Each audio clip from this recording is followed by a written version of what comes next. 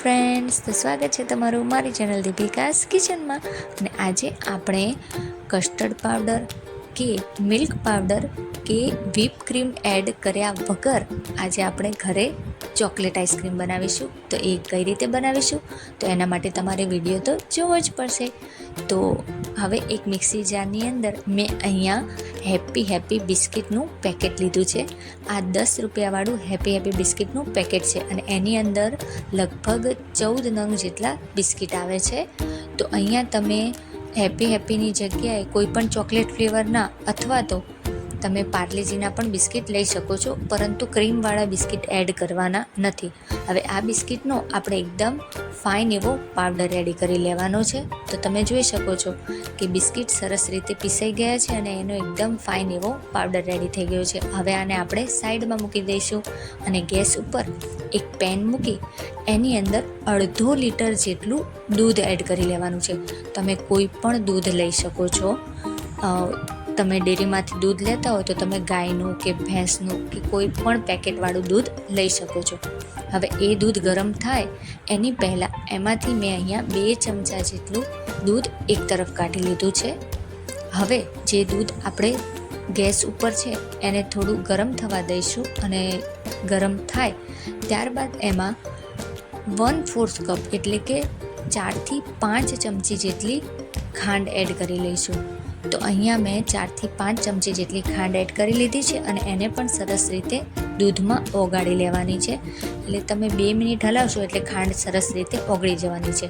અને હવે આને આપણે એક તરફ રાખી એટલે કે જ્યાં સુધી દૂધ ઉકળે છે ત્યાં સુધી જે આપણે દૂધ એક બાજુ રાખ્યું હતું એની અંદર જે બિસ્કિટનો પાવડર છે એ એડ કરી લઈએ અને એને દૂધની અંદર સરસ રીતે મિક્સ કરી અને એકદમ સ્મૂથ એવી પેસ્ટ રેડી કરી લેવાની છે કે જેમાં ગાંઠા પણ ન રહે. થોડી વાર આવી રીતે હલાવતા જશો તો બધા જે પાવડર છે એ દૂધની અંદર મિક્સ થઈ જ જવાનો છે અને ગાંઠા પણ નહીં રહે.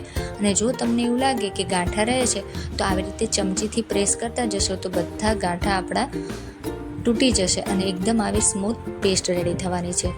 હવે આ બાજુ આપણું દૂધ પણ સરસ રીતે ઉકળી ગયું છે.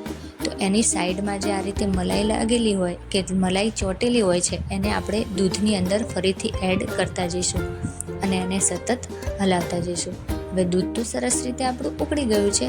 તો આપણે જે ઓલી પેસ્ટ રેડી કરી હતી ચોકલેટ પાવડરવાળી, તો એ હવે આની અંદર આપણે થોડી કરીને એડ કરતું જવાનું છે.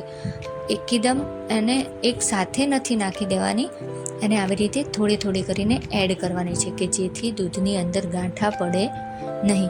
તો તમે જોઈ શકો છો કે હું કેટલું સરસ ધીરે રીતે એને બધી જે આપણી પેસ્ટ છે એને એડ કરી છે ચોકલેટ પાવડરવાળી.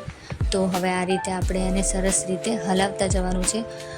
હવે એ વસ્તુ છે કે આની અંદર આપણે મેંદાનો કે લોટનો ભાગ આવે જ છે, એટલે એને જ્યારે દૂધની અંદર એ પેસ્ટ એડ કરો ત્યારે એને સતત ચલાવતું જ રહેવાનું છે અને 5 થી 6 મિનિટમાં આપણી આ પેસ્ટવાળું દૂધ અથવા તો આ જે આપણું પેસ્ટ છે દૂધની અંદર નાખ્યું હતું એ સરસ રીતે ઉકળવા લાગશે અને એકદમ ઘાટું થવા લાગશે. તો એને સરસ રીતે ઘાટું થાય અને ગાંઠા ન પડે એના માટે એને સતત ચલાવતું રહેવાનું છે. હવે 5 થી 6 મિનિટ બાદ તમે જોઈ શકો છો કે એકદમ ફાઇન એવો આપણું આ બેઝ છે એ રેડી થઈ ગયો છે. તો એને આપણે હવે એક તરફ લઈ લઈએ ગેસ બંધ કરીને. હવે એને આપણે ઠંડો કરવાનો છે, પણ એ પણ આવી રીતે એને ચલાવતા રહેવાનું છે. 3 થી 4 મિનિટની અંદર આ આપણો બેઝ છે એકદમ ઠંડો થઈ જ જશે.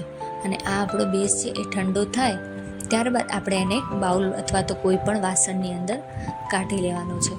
હવે આમાં ઓલરેડી કોકો પાવડર છે જ, બિસ્કિટનો પણ ભાગ છે, એના લીધે ચોકલેટ બિસ્કિટ છે એટલે આપણે આની અંદર વધારે પડતું કાંઈ એડ કરવાનું નથી. જે આપણે દૂધની અંદર ખાંડ એડ કરી હતી અને બિસ્કિટમાં પણ ખાંડનો ભાગ તો હોય જ છે, એટલે હવે આ બેઝની અંદર બીજું નહીં પરંતુ આગળ હું તમને બતાવું છું કે તમારે કઈ રીતે આઈસ્ક્રીમનો જે કલર છે એ આવશે. તો હવે આ બેઝ આપણો છે એ ઠંડો થઈ ગયો છે આઈસ્ક્રીમનો. હવે એને આપણે એક બાઉલની અંદર કાઢીને એને આપણે અડધા થી પોણો કલાક અથવા તો 1 કલાક માટે ફ્રીજમાં ઠંડુ થવા માટે મૂકી દઈશું, એટલે આપણો સરસ એવો બેઝ સેટ થઈ જાય તો કલાક બાદ તમે જોઈ શકો છો કે બેઝ છે એકદમ ઠંડો થઈ ગયો છે અને એનો જે પ્રમાણેનું ટેક્સચર હોવું જોઈએ એ પ્રમાણેનું આપણું એનું ટેક્સચર છે જ. તો હવે આ બેઝને આપણે એક મિક્સી જાર લઈશું. જે મોટું મિક્સી જાર આવે છે, જે વચ્ચેનું મિક્સી જાર આવે છે, સાવ નાનું મિક્સી જાર નથી લેવાનું. જે નાનું મિક્સી જારનું ખાનું આવે છે, નાનું એ નહીં, પણ જે વચ્ચેનું ખાનું આવે છે એ લેવાનું છે. અને એની અંદર આ બેઝ છે એને આપણે એડ કરી લઈશું. હવે કલર માટે આપણે કોકો પાવડર, મેં અહીંયા 1 ચમચી કોકો પાવડર લીધો છે. અને આ ડાર્ક કમ્પાઉન્ડ ચોકલેટ છે. તમારી પાસે જો ડાર્ક કમ્પાઉન્ડ ચોકલેટ ન હોય તો તમે ડેરી મિલ્ક પણ લઈ શકો છો.